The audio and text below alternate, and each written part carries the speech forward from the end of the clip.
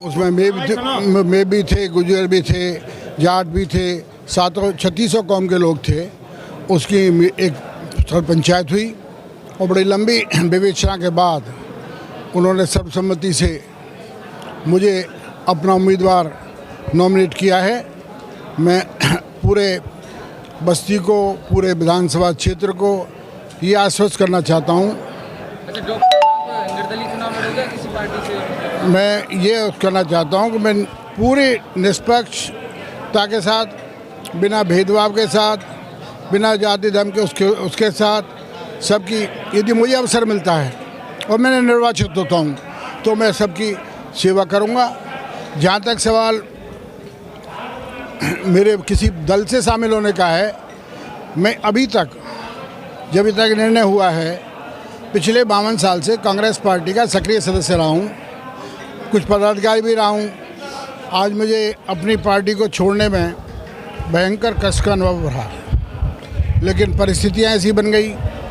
परिस्थितियों में जातिवाद, नए लोगों की उसको देखते हुए कि नए नौजवान पीढ़ी का भविष्य तय नहीं हो रहा और कंसिडरेशंस आ रहे हैं पार्टी के सामने, इसलिए मुझे आज बड़े भारी मन से विद्रोह करके आज सरपंचायत में आना पड़ा। और पंचायत ने जो निर्णय लिया है, सरपंचायत ने, उसके आगे मैं नतमस्तक हूँ और मैं इनके विश्वास को कभी नहीं तोड़ूंगा। सर, आप कांग्रेस के कार्यकर्ता रहे हो, आप पर पार्टी का दबाव भी आएगा, क्या रहेगा आपका अंतिम निर्णय सर? अब जीवन के इस अंतिम समय में 73 साल पूरे कर चुका और 74वीं साल मेरी चल रही है।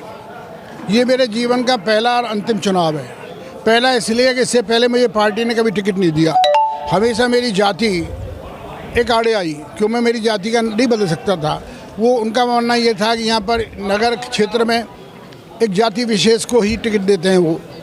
अब जब पार्टी ने यूनिक किया और आज क्या कितने दबाव आए, अब क्या दबाव आएंगे मेरे पे, और दबाव आएंगे भी तो अब मैं उन दबावों के आगे नहीं। मेरा सबसे बड़ा दबाव जो मेरे पास है बस्ती का है, प्यार का दबाव है, इनके आदर्श का दबाव है। अब तो मेरे इनके आदर्श पे चलना है। मैं इनके निर्देशों की पालना करूंगा। मैं पार्टी से तो अलविदा कह रहा हूँ। मैं पार्टी से कांग्रेस ने आपको मौका नहीं दिया, आप कांग्रेस पे क्या कहना चाहेंगे इस बारे में? मैं कांग्रेस पार्टी से इतना ही कहना चाहता हूँ कि पार्टी जिन उद्देश्यों को लेकर बनी थी, पार्टी का उद्देश्य था वो हम धर्मनिरपेक्षता कब करेंगे, पार्टी का उद्देश्य है कि हम जातिवाद को मिटाएंगे, पार्टी का उद्देश्य है कि हम सबको बराबरी का अधिकार देंगे।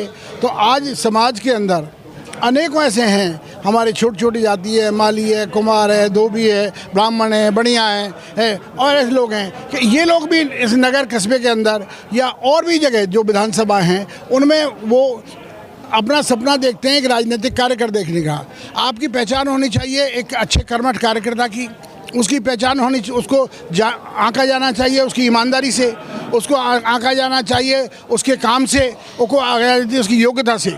आज ना तो कोई योग्यता कीमत है, ना ईमानदारी की कीमत है, और लास्ट में ले दे के एक मापदंड रहता है वो जाति धर्म। मैं उसका भयंकर विरोध करता हूँ। और यदि किसी पार्टी को बचाना है और लोकतंत्र को बचाना है, आज लोकतंत्र का मतलब भीड़तंत्र नहीं होता है। लोकतंत्र का मतलब ये नहीं होता है। लोकतंत्र का मतलब ये है, डेमोक्रेसी का मतलब है कि जो उसकी सर्वसम्मत रहा है, जिनके छोटे छोटे लोगों की हम रक्षा नहीं कर पाए, छोटे छोटे समूह के हम ध्यान नहीं रख पाए, तो लोकतंत्र नहीं बचने वाला। इसलिए लोकतंत्र के हित में, उसके हित में मैंने ये निर्णय स्वीकार किया। तो जाति हित और जाति जनगणना के बारे में बात करती है। देखो, मैं अब चूँकि मैं जिस पार्टी का बहुत साल से सदस्य रहा हूँ, मैं उस पार्टी की किसी व्यक्ति विशेष की, मैंने अभी यहाँ शपथ ली है सबके सामने कि पूरे चुनाव के दौरान मैं किसी की आलोचना नहीं करूँगा।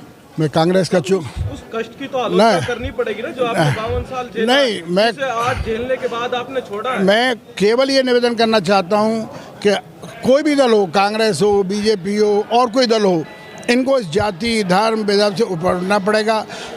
यहाँ तो दो ही धर्म है, गरीबी और अमीरी। जो गरीबतम लोग हैं, जो न्यूनतम लोग हैं, जो वंचित लोग हैं, हमें उनके उत्थान के लिए काम करना पड़ेगा, हमें उसके लिए काम करना पड़ेगा। अब आज भी हमारे सरकारों के अच्छे पैसे फंड के बाद हमारी सड़कें टूटी हुई आती हैं, हमारे पास और अपराध लगते हैं। मैं किसी के बारे में कुछ नहीं कहना चाहता। मैं ये कहना चाहता हूँ कि जो है वो सामान्य सद्भाव रहना चाहिए। अब इस तरह की नैरेटिविटी जिस तरह से चल रही है आजकल, कार्य प्रत्याशी लेकर के चलते हैं, वहाँ इतने सद्भाव, इतने प्यार को कहाँ कौन वोट में तब्दील होता देखेगा। और परिणाम लोग सबके तो वीडियो ही नहीं देखते ऐसे। परिणाम सबके सामने हैं। परिणाम आप देख रहे हो कि पिछले दिनों जो जो नैरेटिव चला है, लोगों ने टीवी देखना बंद कर दिया है। आज सोशल मीडिया क्यों हावी हो रहा है, आज लोग क्यों इस पे इसका सहारा ले रहे हैं कि कोई सही सच्ची बात कहने वाला हो। आज सच्ची बात यह है कि मैंने एक जगह पढ़ा था, देखा था कि आदर्शों से मेरा इतना नाता है, आदर्शों और सिद्धांतों से मेरा इतना नाता है कि दीवालों पे लिख जाता है कि भाई सच बोलना चाहिए, जातिवाद हटाना चाहिए, और दीवाली पे पुत जाता है कि जैसे ही चुनाव आए वो सब खत्म। ऐसे जो दीवार पे लिखी हुई चीज़ें हैं ना, आपने कुछ दिन पहले देखा होगा, आचार संहिता से पहले बड़े बड़े प्रत्याशी अपना प्रचार कर रहे थे और आचार संहिता लगते हुए वो सारे पुत गए, उनके नाम नहीं पता चले। तो यही पार्टियों के सिद्धांत हो रहे हैं आजकल कि ये आज अब जो फिलहाल की विचारधारा तो पार्टीवादी विचारधारा होगी, व्यक्तिवादी या सेवावादी या समर्पणवादी, ऐसी तो विचारधारा रही नहीं।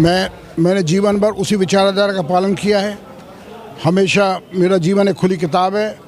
मैं चाहे चिकित्सक के रूप में, चाहे जिला कांग्रेस के कार्यकर्ता के रूप में, चाहे अध्यक्ष के रूप में, मेरे पे मैं ये कह सकता हूँ कि कोई भी आदमी एक